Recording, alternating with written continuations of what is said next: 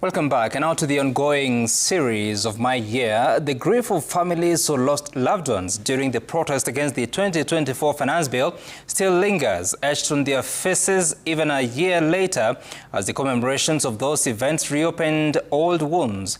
The year 2025 also provided an opportunity to shed light on the suffering of women battling cancer alongside the struggles of families forced to live in floodwaters in Naivasha. Safina Cheng Oma revisits these events, revealing how she came face to face with those directly affected.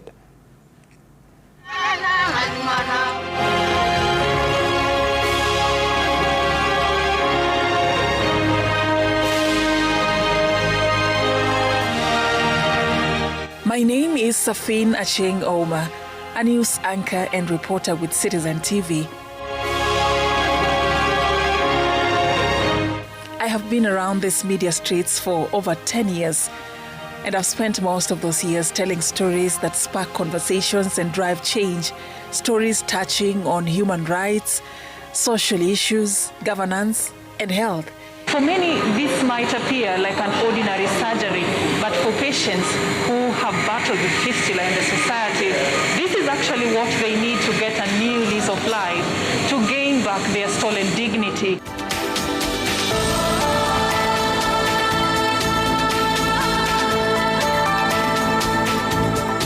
My job exposes me to all sorts of circumstances, from positive and inspiring, and sometimes to the somberness and grief of tragedy. Let me give you a few that shaped my year.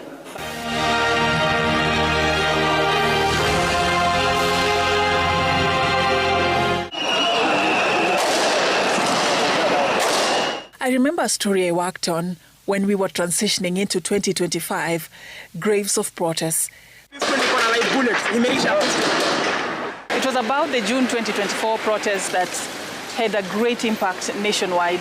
A lot happened that day, including the invasion of Parliament. Several young people were killed, and I remember interacting with some of the affected families when they were still trying to process the news of losing their loved ones. And you can imagine meeting them in that very critical time. So I visit this family in Karambaini village in Kiambu County. So I get to this homestead when the news of the brutal killing of their son, Evans Kiratu Karobia, is still fresh. I meet his mother, still shattered. Kifo cha Evans kilinipata kwa njia ingine mbaya sana. So I'm here interviewing her, but I'm also sinking into the depth of her pain as she narrates how her 21-year-old son's life was cut short at the height of the Gen Z protests. She tells me that a good Samaritan rushed Evans to the hospital after he found him writhing in pain after he was hit by a tear gas canister on his private parts. Alichukua video za Evans. Na juu niko nazo unaweza hata ona huko ni hospitali Kenyatta, akiwa kwa ile kitanda, akianza akilia hapo na uchungu. In that moment, I make a difficult request. Show me your son's grave. And we walk towards it, and suddenly things get from bad to worse. Standing next to her as she faced this unfortunate reality, I think for me was the most difficult part of this assignment. I was fully aware that I was a journalist chasing a story, but I'm also human, and so I held her through it. His family tried to push for justice, but they were met with the wrath of the security agencies who lobbed tear gas canisters at them and other affected families. You know, I've told a lot of stories that have exposed me to such raw pain, but this is one among those that are hard to forget. Some of those interviews kept running through my mind for months. I remember struggling packaging this story, sometimes even getting emotional voicing it. And it's unfortunate because even as the country moved on, and when we were marking the anniversary of the Gen Z protests in June 2025, the justice that these families longed for still remained beyond their reach, and it still is. I am a journalist, not in any way related to some of these families, but it dampens my spirit. The wheels of justice can sometimes be very, very slow. Justice for X! Take, for instance, the Rex Kanyeki Masai's case, the first victim to be felled, allegedly by a gun in the hands of a police officer. I mean, a snail-paced inquest, coupled with a series of court sessions that are yet to deliver. At least for Rex's case, there is hope. But what about the other families who are still longing for justice? 2025 was not all doom and gloom. There were quite a few inspiring stories we told. As a health reporter, among the stories I interacted with was one that touched on breast cancer and the increasing demand of breast reconstructive surgery. I interacted with a lady called Ruth Wairimu, a breast cancer survivor who was diagnosed with stage 3 breast cancer, and her whole world came crashing down. Nikiangalia watoto, mimi hapo ndo nilikuwa nalia. Kama niko na mtoto wako 13 years ama 12, nitamwacha akiwa 17. Kama huyu alikuwa 7 mdogo, alikuwa 7 years, nitamwacha akiwa 12. Kwa hivyo nitamwacha bado akiwa. Yaani nilikuwa nimeona mimi sasa yangu imeisha.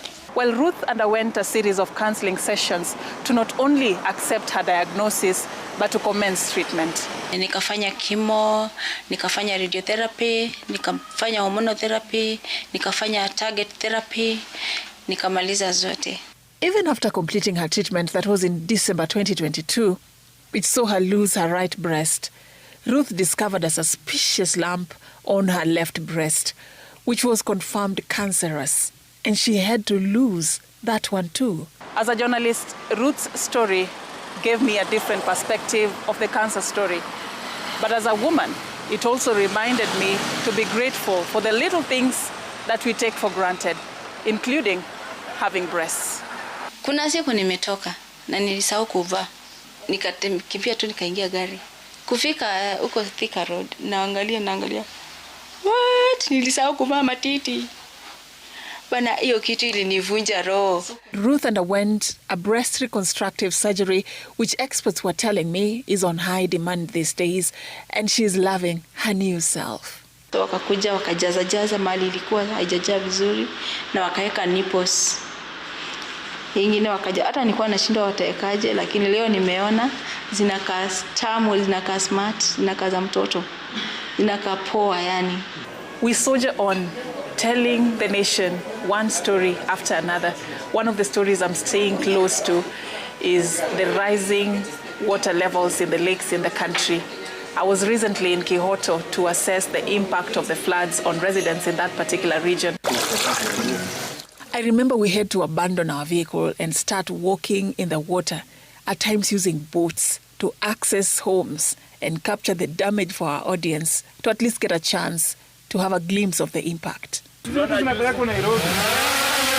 You can imagine what my cameraman Hebron Kinyoda went through to capture the moment.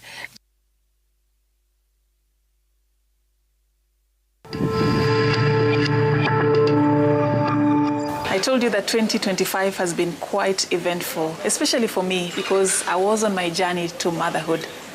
And let me tell you something about the invisible juggling act of being a mother in waiting and at the front line as a storyteller. First of all, I'm part of a team that brings you the daily morning show Daybreak, which means that my mornings were crazy. To be on air by 6 a.m. sharp means you need to be up by about 4 a.m. And at times it took a miracle to get my pregnant body up at that time. Every day, I had to call myself to a meeting. Yani, kujita mkutano, quite literally. All right, thank you so much for keeping it Citizen Television. We really appreciate your time and company. I think I should one of these days write a book about dressing for TV while expectant. I think that was among the most difficult things to do. You know, I was constantly afraid of the cyberbullying and the negativity. So this means that I had to keep myself in check, always looking for what to wear, thinking about everything strategically, including the color combination, the fitting, you know, trying to juggle the maze of fashion, trying to balance between aesthetics and comfort. I think for me that was not as easy as many people think out there. The other thing is the baby kicking without warning in the middle of an interview. And I had many of those episodes, some hilarious, some shocking. And in the mix of shock and confusion, as an anchor or a presenter, you are required to move on swiftly as if nothing happened. The interview has to continue. I remember how I narrowly escaped going into labor while on air. So I had this interview with Dr. Frank Njenga. It was my last interview. Oblivious of the fact that a few hours later, I was going to be rushed to the hospital to have my baby. Thursday morning, just when I was supposed actually to be on air cooking and, entertaining my audience with what we do every Thursday in What's Cooking, I was in the hospital holding my bundle of joy in my hands. I mean, a lot happened in between, but that's a story for another day. This profession has a lot of pressure, and that's why I commend all my colleagues. And it also takes good leadership and management and supportive colleagues, such as the ones I'm blessed to have, to make all this happen. And I do not take that for granted. It's such a gift.